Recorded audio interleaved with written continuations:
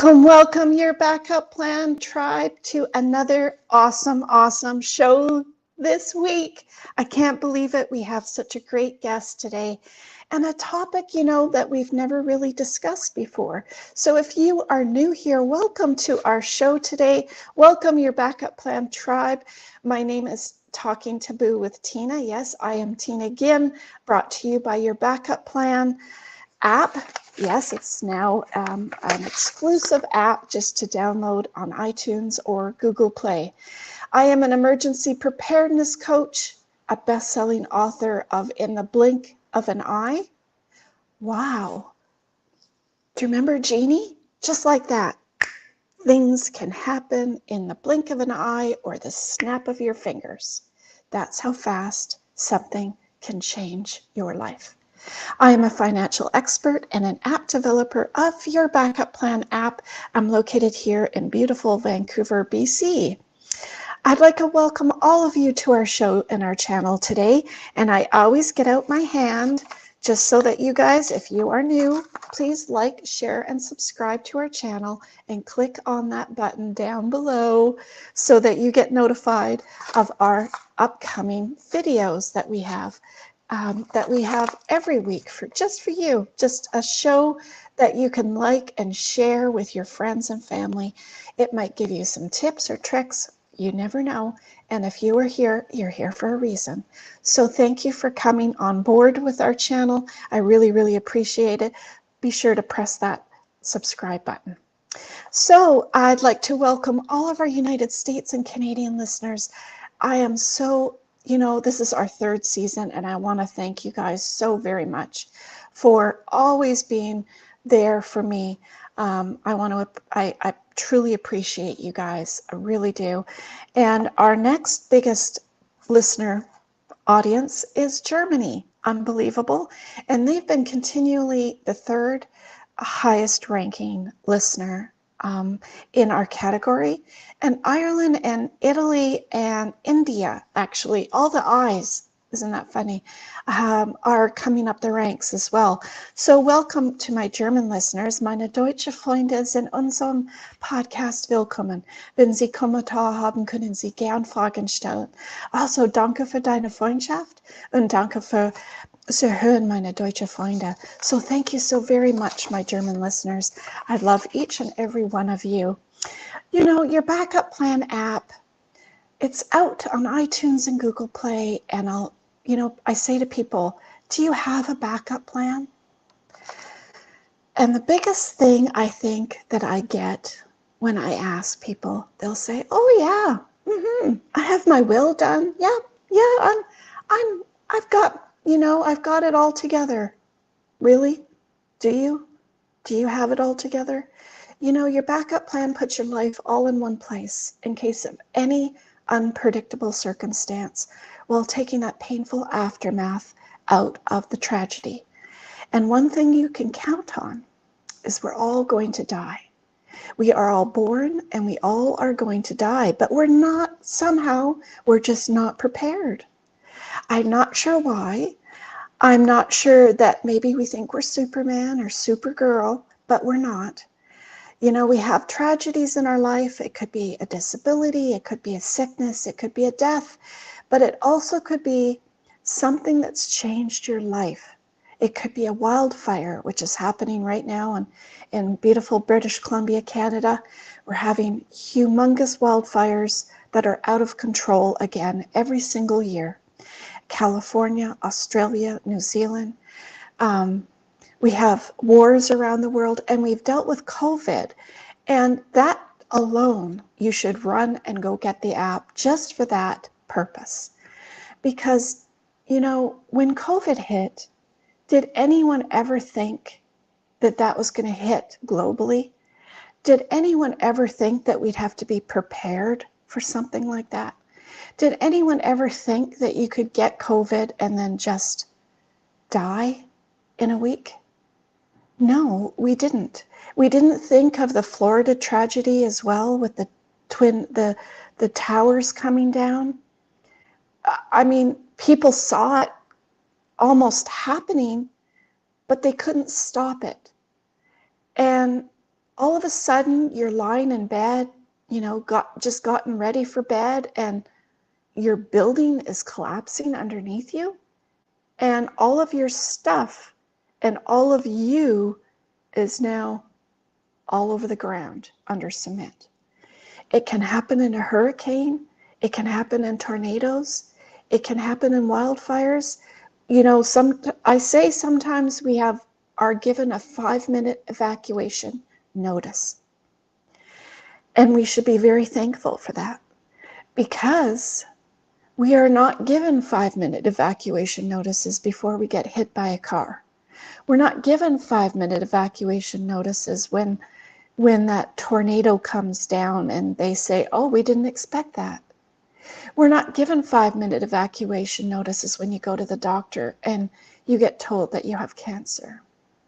We're not given 5-minute evacuation notices before something occurs to a family member and there's a knock on the door. So I am here to let you know that Mike Tyson has a very famous quote: everyone has a plan until you get punched in the mouth. Isn't that the truth? Until we're actually faced with this tragedy, we're not prepared. We think we might be prepared, but we're not really sure.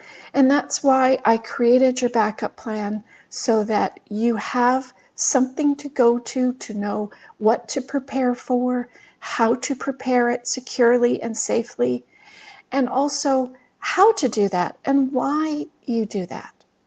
And just by having a will isn't your answer for being prepared. It's only one little tiny drop in the big barrel of water, so to speak.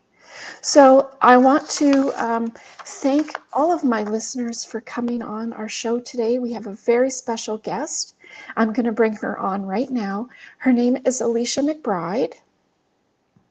And here she is. Hi, Alicia. Hi. So I'm going to just read Alicia's little introduction here so that we all are understanding where she's coming from. Our show today is coping with anticipatory grief. That's quite a mouthful. It's very different with the waiting game, because we're in this, we haven't talked about this in our show before, how sometimes we get put in this waiting game of someone passing, and we know they're going to pass, but it's a long, drawn out waiting game. And so Alicia here is from Pennsylvania, USA. It sounds it sounds so pretty when I say it like that. She is an international best-selling author, an entrepreneur, and an empath healer. And she's written a book called Feel Too Much, a how-to guide for the beginner empath and the empath effect, powerful stories of love, courage, and transformation, and a children's book, I Love You When. Oh, that sounds so beautiful. She holds a BA in psychology, and she's a Reiki master and a certified yoga instructor. Wow, that's quite a lot there, Alicia. I'm so happy to have you on our show today, and for you to teach us some tips and tricks on how to have more controlled feelings. I'll put it that way. Because I know we can't stop the feelings, right? We can't. No, you can't. You can't stop the feelings, but you can manage them a little better. Yes. So thank you for coming on our show today. I'm so happy to have you here. Where did it all start for you? So actually, the major part of my journey, you had mentioned the book I Love You When. That book started out as a fundraiser for my best friend's daughter. In 2018, she was diagnosed with chordoma cancer. It's a very rare and aggressive bone cancer. She was not even 2 years old. It was just before her second birthday when she was diagnosed. And at the time, I had been reciting this poem that I created to my son at bedtime, and he loved the poem and he loved hearing it. And I kept, every night I would recite it and I would add something else to it. And that I took that poem and I turned it into the book, I Love You When, because we needed a fundraiser immediately. Oh, that's cool. Yeah. So she was diagnosed in the fall of 2018. She went into the hospital and she never came out. She had an amazing fight against cancer. She started off not doing very well at all. They gave her a week to live. And during that week to live time, my friend Amy, who was posting about it on Facebook, her plea for help went viral. And everybody prayed for her. Everybody sent her healing. I drove to the hospital and I sat with her and I held her feet, and I took everybody's energy. Like, I could feel everyone praying for her, and I could feel everyone's love and their energy. I could feel it all, and I like pulled it into her body. And it was amazing. During that time, she was also receiving a lot of CBD, and I believe RSO treatments. Mm-hmm. Yeah. And remember, listeners, she's only 3, right? Well, she wasn't even 2. She had just turned 2 at that time when she was given a week to live. She was 2 years old. Oh, yeah. That's agonizing. So, and then with all of that combined, she lived another year and a half. She hung on to her life long enough so she was able to receive chemo. She went through round after round after round, as many rounds as she could possibly handle with chemo. And they prepared her house for coming home. They put an addition onto that house because they thought she was going to come home with all kinds of like attachments and medical equipment and a nurse. So they prepared the house for her to come home. And then eventually, when the chemo stopped, her progress stopped, and she wasn't able to continue. And she passed in March of 2020. Just when COVID kind of was in the middle. Right before our shutdown in the U.S. Yeah. It might have been the same weekend. Like they came home from the hospital into lockdown. So nobody visited. Oh dear. Like there was no funeral. It was horrible. It was a crazy time. So during all of that is kind of when I came out of my spiritual shell. And I really got into energy healing, and I was already Reiki 1 and 2 certified. I think during that time, I was already Reiki 1 certified. During that time, I got Reiki 2 and 3 certified, so I'm a master Reiki practitioner. I just dove in head first, and I'm so grateful to be on that path now. I give her credit. She helped propel me into the direction and to where I am today. There's a lot of factors, but she's a big one. So yeah, absolutely. I'm really grateful for her life. For her life. So that's kind of how that started. And that's funny because we were talking about this backstage, and it started with me the same way. Even though I had worked with many people and clients in the insurance world and got to know that people didn't really know what they had, or what they bought, or what they had in their closet, or what they had in their drawer. And they probably didn't sometimes even know what they had because they couldn't remember where they put it. So all of that. I had a girlfriend as well, and her husband had called me and said, could you pick her up? She has to go in to emergency. She has this cough and she can't get rid of it.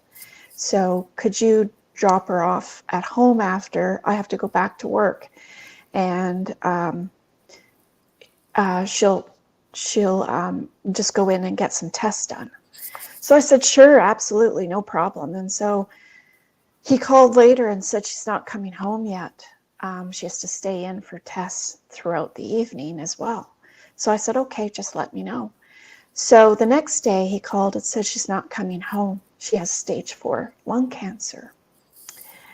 And I was just so shocked. I mean, when you go into emergency and you don't like your friend, they don't, listeners, please think of this. You go into emergency thinking you're going in for tests. You're going in to maybe get some medicine, whatever that you think when you go in. You don't think you're going in and never coming out. That's not even in your mind. So when I went up to visit her, that's where it all started for me too. And I created this app because, and we talked about this, and I'm sure a lot of other people have to deal with this, but going up in the elevator and the elevator doors open, you get this whoosh of hot air and emotional wave, and it just whooshes and hits you just like a fan was put on you. And it's scary because it's a lot of power, and it's you don't know what you're going to see, I guess, put it that way, right? Isn't that like a really scary part? Yeah. And I think, part of being an empath and a sensitive person, or, just a human being in general, you are affected by that energy, whether you know it or not. So when you're an empath or you're a sensitive person, you're being affected. You may not know where it's coming from. Like if you're an unaware empath, you're an unaware sensitive person, you may not know where it's coming from, but you're being affected. When you're less sensitive, you're actually still affected. You just don't know it. And that comes out in your body in crazier ways because you have no idea where it's coming from. So part of being prepared is grounding and protecting your energy. I really vibe with visualizations. I love visualizations and meditations. So I close my eyes, go inward, pull energy up from the earth, connect my feet to the ground, see me connected to the heavens above, and I'm pulling my energy back in towards me. And then I'm collecting all of that and putting up a shield or a barrier.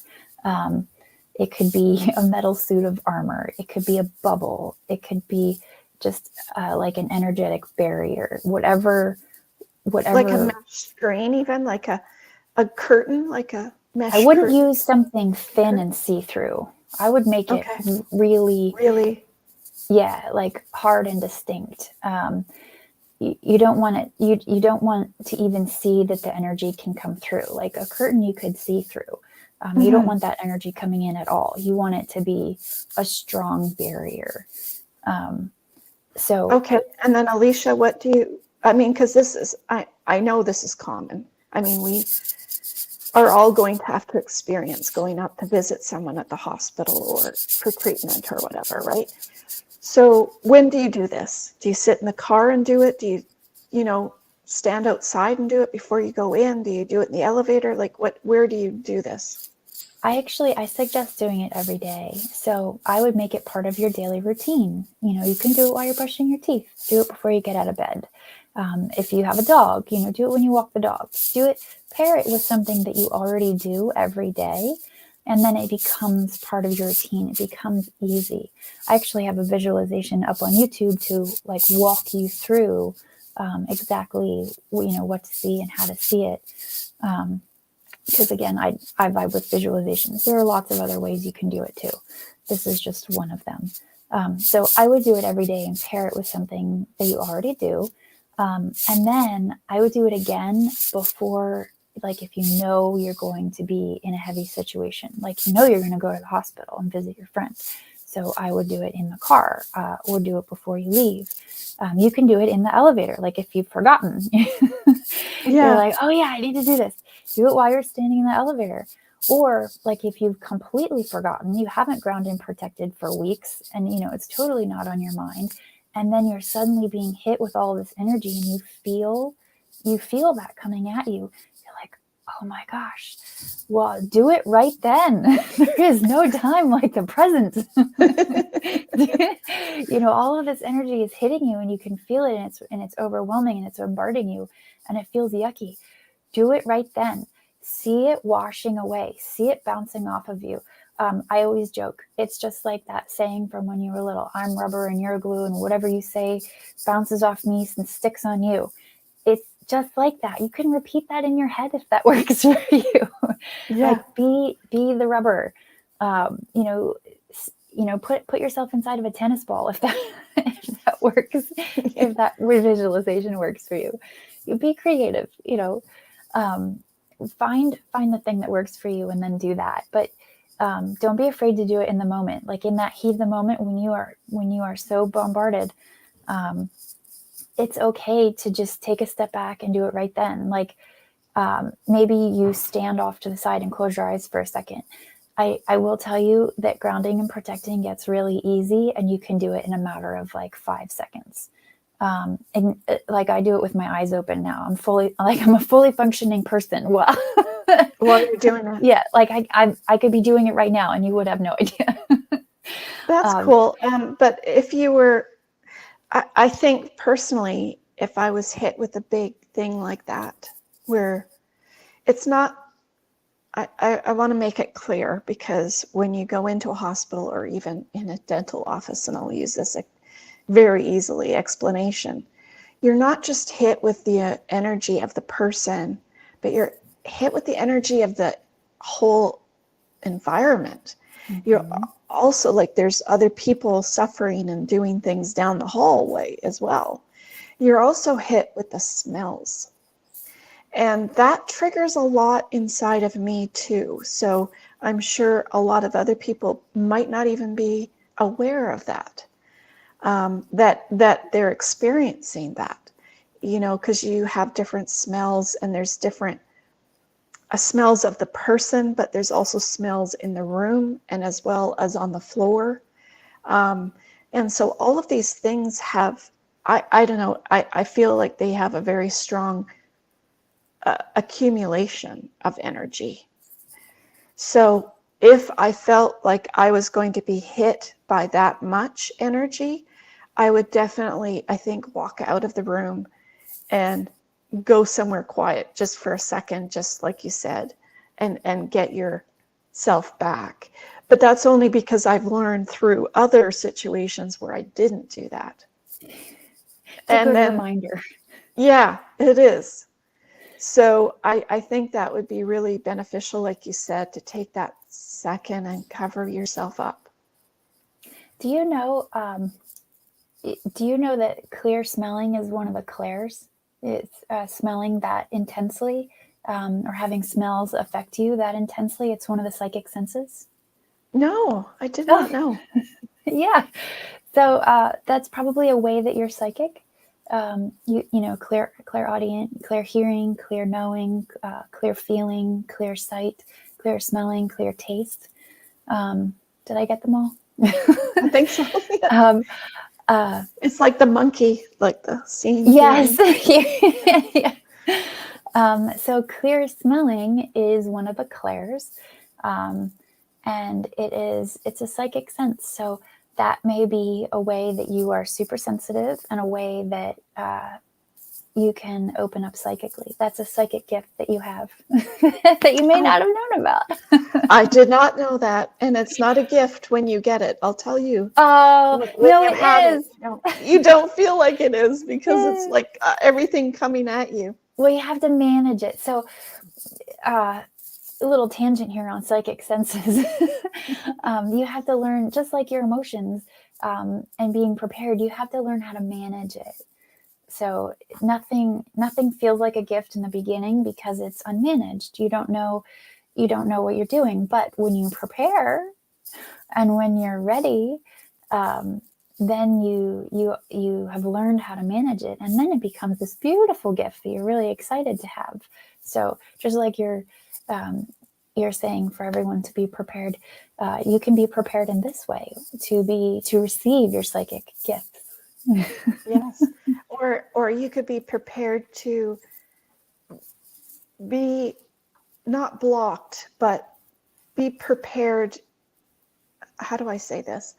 Be prepared to envelope yourself so that you can be present in the moment. Because it's very hard when you go into a situation and there's so many feelings and so many, especially when someone's passing away in the room and there's more than one of you. Like if there's a family, there's a lot of energy in there. So it'd be really, really important to cover yourself up and ground yourself, right? Absolutely. Yeah. Put up that shield. You don't want, you have enough to deal with your own feelings and your own emotions. So I am absolutely not saying to stuff down your own feelings. What I am trying to explain is you're blocking other people's feelings and emotions from coming at you so that you can better process your own feelings and emotions. Because that's another step to being prepared, is you moving through those stages of grief and you moving through, the processing your own feelings and emotions. You have to do that with your own. You do not need to do that with everyone else's. And like you said, if there's other people in the room, they have their own feelings and emotions. And then if there's multiple people, you also have the feelings and emotions of the person who is, in the process of passing away. You can feel everything from them, and then the staff in the hospital and, people in other rooms. If you are sensitive, you can feel all of that.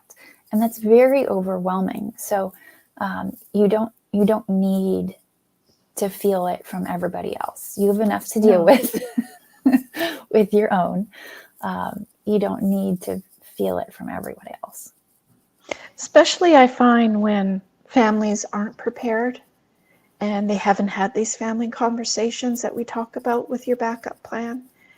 I find when they're all sitting in this room and it's actually happening, there's a lot of emotions from each individual, and then it causes fights and arguments and, no, mom wanted this, no, she didn't, she wanted that, and that kind of, all of that yuckiness energy that we should have had this all arranged before. Look at the Queen, for example, who just passed.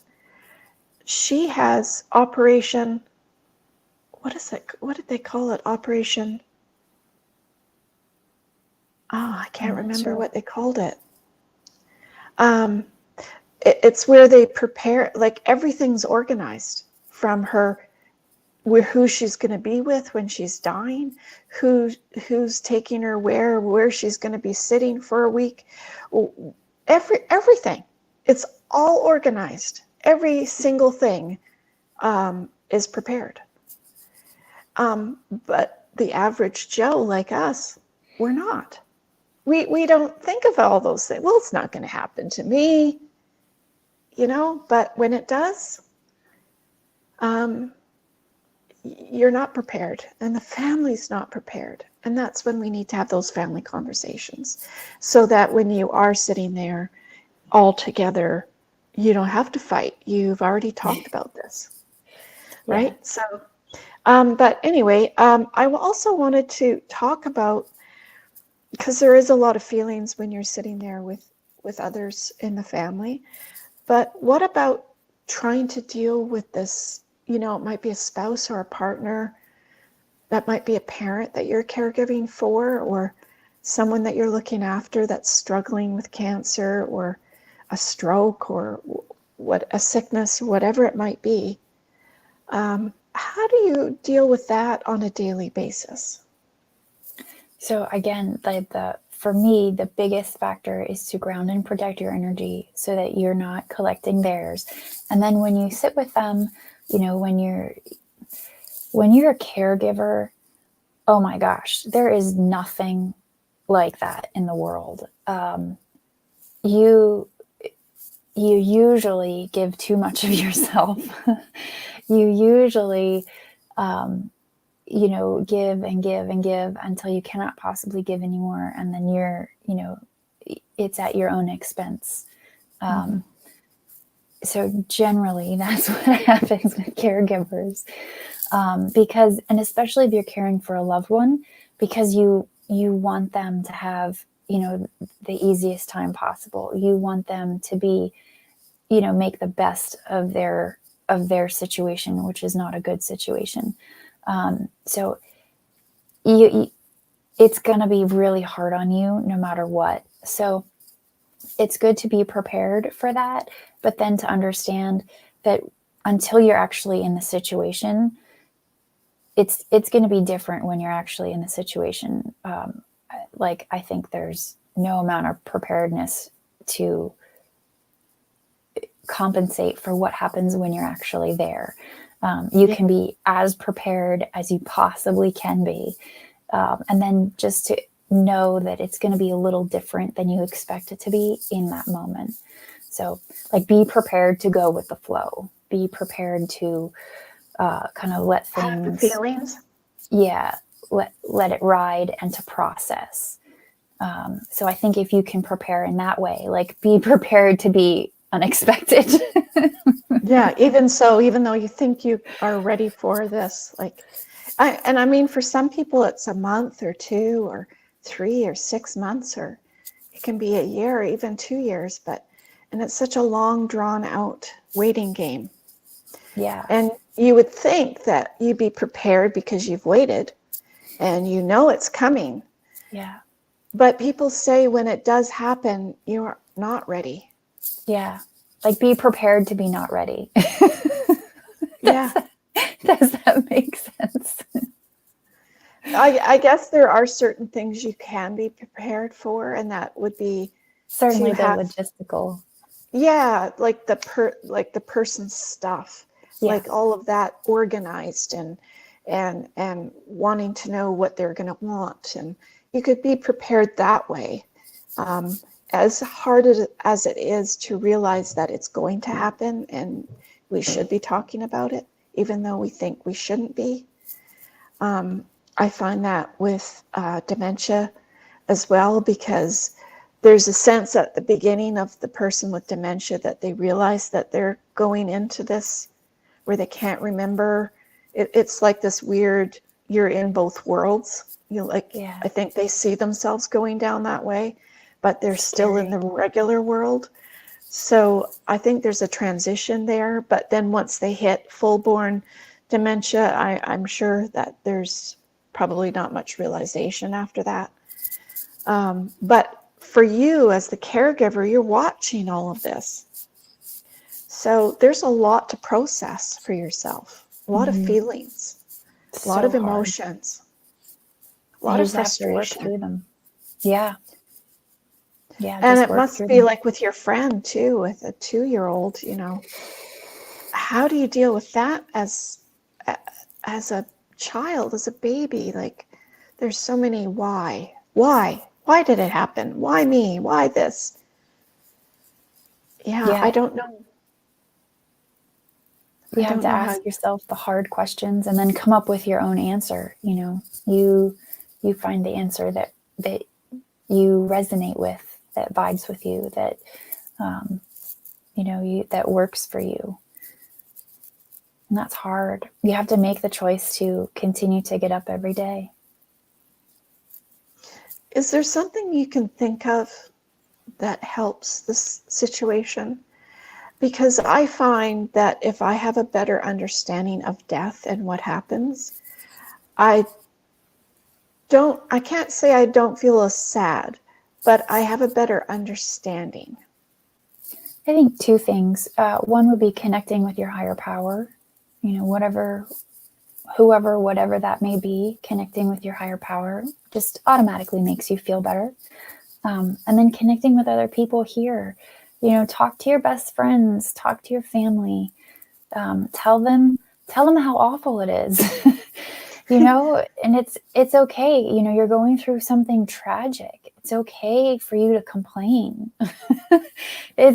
it's okay for you to say, I'm having a really hard day. Can you just come over and sit with me? Yeah.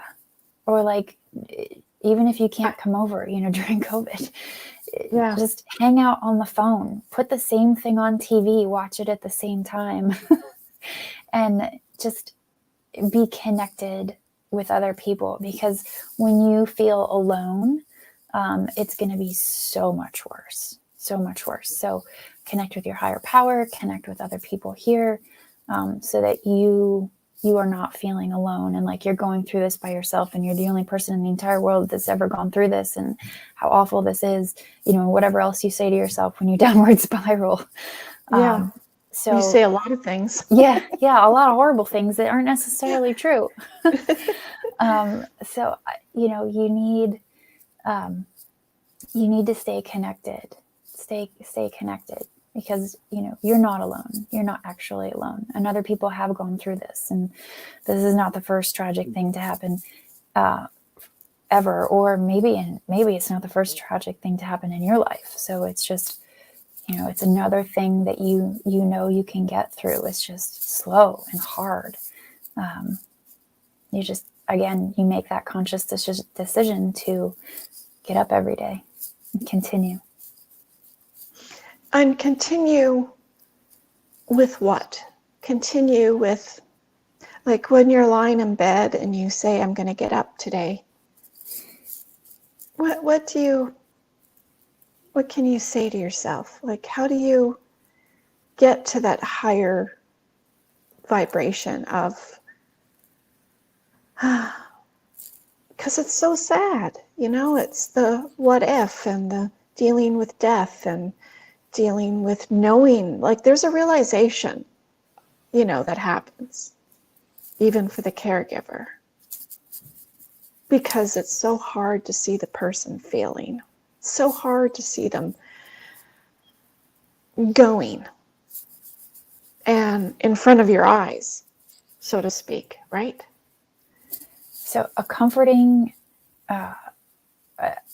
it's kind of odd, but it is a little comforting to know that it is temporary. It won't last. It can't last. So even if that is 6 weeks or 6 months or 6 years, it will end eventually. So you can hang on to the fact that you're doing the best you can while you're in it. And sometimes the best you can is barely functioning. and that's okay. It's okay to barely function. You can have an entire large span of time in your life where you barely function. And it sucks, but you're going through it, and that happened, and that is going to end. You will come out on the other side of that barely functioning, and someday you will be a fully functional person again. You may have a lot of healing to do, and a lot of work and a lot of grief and a lot to process, but you will be a fully functioning person again. And you can hold on to that while you're in it, to say that it's temporary. This won't last. I will, eventually I will be where I want to be. I'm just not there right now. Because when you are in it, you feel like you're swimming in this mucky mud. That's the analogy I use. Oh, really? Yeah, mud. And because it's just thick and it's yuckiness, and you really literally think, I'm just going to drown in this mud. Like, you don't think that you're going to see any blue sky and some wind to take you into this other blue ocean. Like, you can't imagine that. Yeah. Because you're in it. So I guess I have heard that one thing that people like to do while they're processing this is that their worst feeling while it's happening, as well as in the grief period when they're past, is not being able to have those conversations with that person like they used to be able to. Mm. And I think that's probably what the worst thing that hits you is I just want to talk to them. Like I hear that all the time. So you can you talk. can, but what I feel like helps for most people, because they don't have that 5D, 3D element in their head of what's happening, is to actually go and purchase a cheap cell phone with a phone number that resonates with them, that they can call this number and speak to that person anytime they want. And maybe this is just like a thing that they could use for 6 months or a year or 5 years. Who cares how long it is? Whatever works. Right? I don't know. I thought of that because they haven't passed away, but you've lost them. Like they're a different person. They're not the same person. I have a friend who continued paying her dad's cell phone bill so she could call him. And it's still his voicemail. Still, it's kind of like he's there. Yeah, yeah. And I think it gives something to that person, like it's a visualization to talking to them up there, so to speak, I think. But it's a 3D. It's a real physical thing that they can phone and feel like they're talking to them. Yeah. I know some people, like, they phone this number and talk for like an hour. But they just feel so comforted with that. Yeah, a really long voicemail. Yeah. I wonder, did you hear my message? I hope you did. Now you should create a 1-800 number so that people can call and talk to their deceased family members. Yeah. There you go. Yeah. There's your next idea. Yeah, that's true, because wouldn't that be scary if they actually did?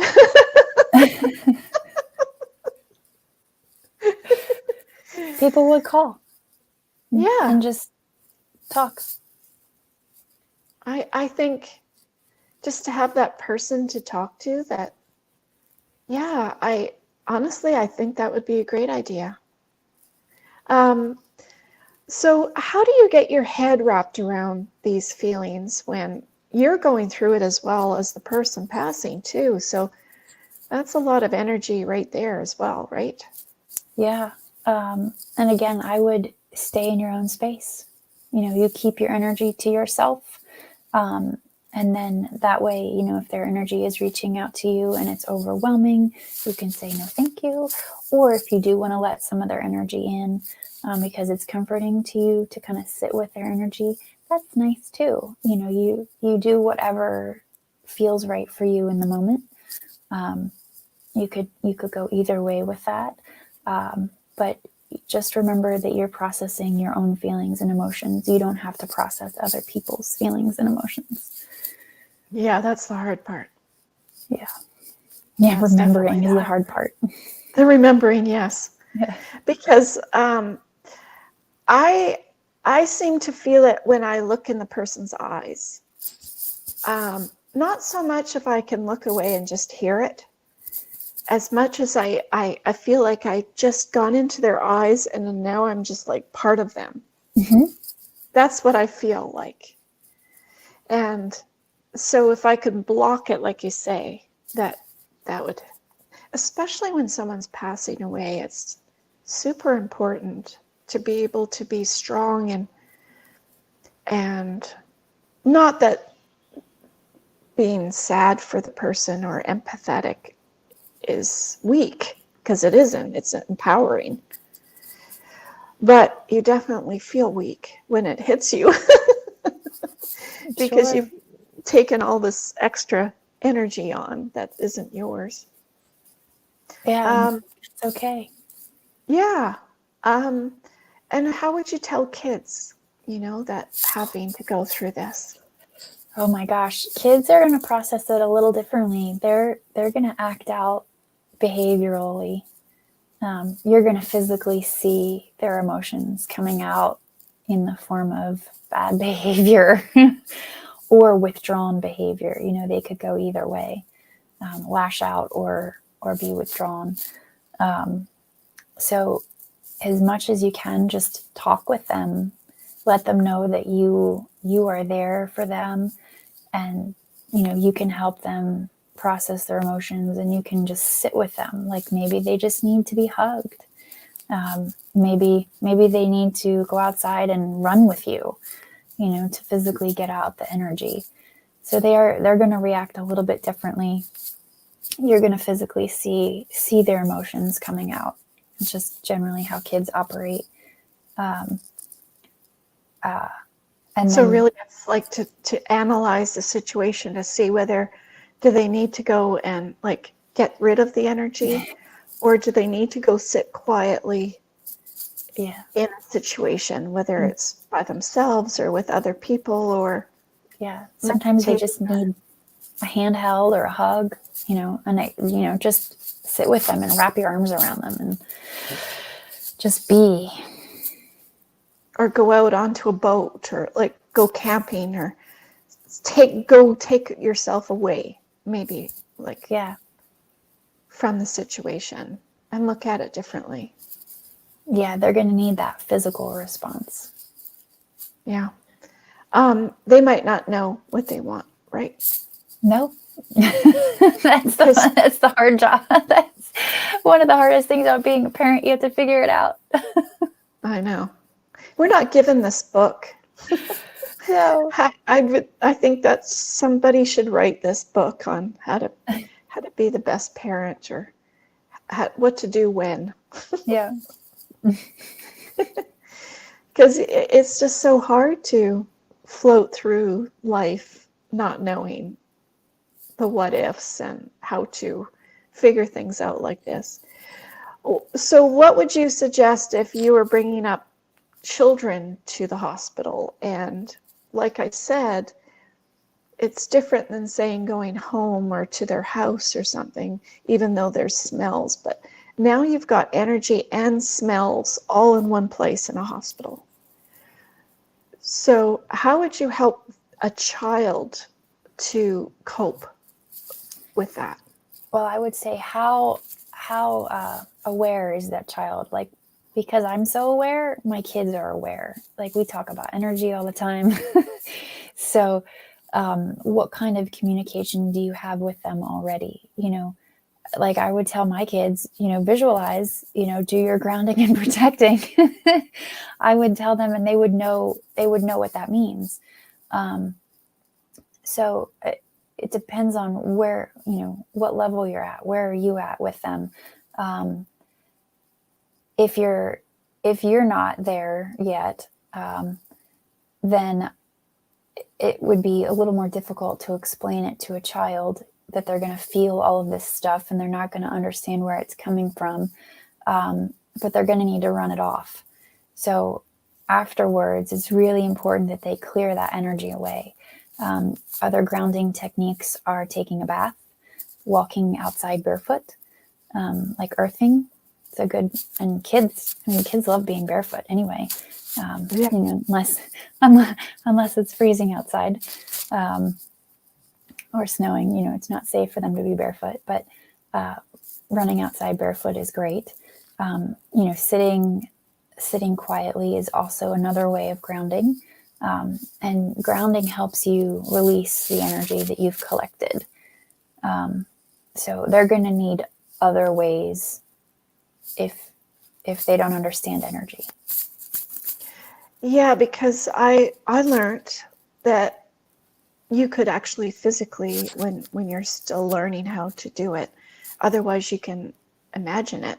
But I learned that you can have a shower and you have the water come down and you just stand in the shower and visualize as well as it actually happening. But you feel the water trickling off of you and you feel that energy going down the drain. Did you read that in my book? No, it's just something that I had to come up with in my mind. Oh, that's funny. That's a tip, and I feel too much. That's a tip in my book, is to visualize when you're in the shower to, washing away. Same with the massage. If you're getting a massage, you can like visualize the massage therapist, rubbing out all of the toxins and all of the bad energies away from your body. Same kind of thing. That's cool that you said that. That's funny. It was just something I had to visualize in my head because I think I seem to have just learned my power, like my ability, I guess you could say. Mm-hmm. And I didn't know what to do with it. And why is this happening? Why am I having this happen? And I obviously it happened before, but I never realized that. So I think with the kids, you could help them understand the energy, but like you said, is there something on your YouTube channel that could help them understand? Not specifically for kids. Nothing that's specifically made for kids. But like, I'm very open with my kids when I talk about energy. So if if you're comfortable talking about feelings and emotions and energy, just talk to them like they're adults. They're going to understand what they understand. And they're going to ask you maybe strange or detailed questions that you may not expect. But, That's it's okay. Yeah, talk to them at your level, and kids are smart enough. They will ask you the right questions, to help them understand more. So I would just speak openly from your heart, teach them what you know, teach them what you understand. And it'll at least open the door for the communication. As well as even when you don't understand. Yeah. Yeah. You can say, I don't know. Yeah. And to find out, like to research it and we'll work on this together. Maybe that could be a together thing. Yeah. A bonding thing that you could do together. And just like it's important for you to know that you're not alone, it's important for them to know that you're there for them. So Absolutely. that together bit is important, because they need to know that they're not alone too. Yeah, exactly. Well, that's awesome. I can't believe how much we've covered today. I think I might have you come back. Absolutely. We could talk about some more stuff, especially the caregiver part, even if you don't have that, it might not be your spouse or something, but a family relative or something. That's also difficult because we all have our own emotions and we all have our own relationship with that person. So it can vary, right? Yeah. What kind of last message would you, before I ask you your last message, I want to mention that Alicia's stuff is all in the description box below. Her website is down there. If you want to reach out to her, you can. You can comment on the video as well as you can reach out to her. Her books are on her website, right? All your books are on there. And your services are on there. Yep. HealingLightEmpath.com. Okay, perfect. So we're all good there. It's all in the description box below. So what kind of message would you like to leave the listeners? This is quite the very deep conversation we've had, I think. And I know it will help a lot of people because sometimes we just need clarity, that we are thinking a certain way and we're on the right place, like we're going the right direction. So what kind of message would you like to give the listeners? I think it's important that you're not alone. You're not alone, and there's nothing wrong with you. And even though it doesn't feel like it right now, everything will be okay eventually. So stick it out for now. Keep going, and you can do it. Yeah, absolutely. There are days we don't think we can, I think, because I think with kids involved, it brings up that why, because I can just picture kids saying, well, why did this happen? Why now? Like, why? And I think instead of answering the why, it's probably somehow better to do it how you're saying. What would you think you would say to your son or daughter that saying, why did this happen to my best friend, Mom? Why? I would say because that was her life purpose. Yeah. It was meant to be. For whatever reason, that was her job. Yep. Yeah. And accept that. Yeah. And know that it's of a higher source of reasoning. Yeah. Even though we in the 3D can't think that, like we don't understand that. That's hard, especially for a kid. We don't even understand it as an adult. So yeah. So thank you, Alicia. I so greatly appreciate you coming on our show. It's been great to have you, and we could talk so much about more about feelings and emotions and energy, and because it's about all a big play in our daily life as well as when there's tragedies. Yeah. Thank you so much for having me on here. I really appreciate it. It's been great talking with you. Oh, thank you. So take a moment and subscribe to our channel, listeners, and click on that bell so you get notified. I want to tell you again. Click on that bell with my hand comes out, and click on the subscribe button so you stay tuned for our podcast and our live streams. We have great conversations with some of the most interesting and compelling and accomplished people in the world today. I think you'll be entertained and informed, and hope that we've inspired you and motivated you to start thinking about your unique plan. Nobody's Superman or Supergirl, so expect the unexpected. And I think you said that so many times, Alicia. Expect the unexpected. Thank you again to all of our listeners. We now are on our 3rd season. We are on YouTube, Instagram, TikTok, LinkedIn, and Facebook. We have a VIP Facebook group that you are welcome to join. And it's a community that's built up of like-minded people that have questions or situations in their life about getting better prepared as well. So thank you for sharing your time with us. I love each and every one of you. And we always end with Carol Burnett, and I'm sure Alicia knows who Carol Burnett is. Isn't she from somewhere down over there? Isn't she? I actually have no idea. I can't remember. Someone told me, and I can't remember if it was Texas or Colorado or Pennsylvania. Anyways, I'm sorry. I'm going to have to find that out. But anyways, Carol Burnett has a wonderful TV show that we've all enjoyed so very much. So I always end with Carol Burnett. I'm so glad we had this time together just to have a laugh or sing a song. Seems we just get started. And before you know it comes a time we have to say so long. So long, everybody. I hate to say goodbye, but expect the unexpected. Thank you, Alicia, for coming on again, our show. So happy to have you. You're welcome. And thank you, listeners, for finding us and listening to our show today. So glad to have you. Be kind, stay safe. Till next time. Bye.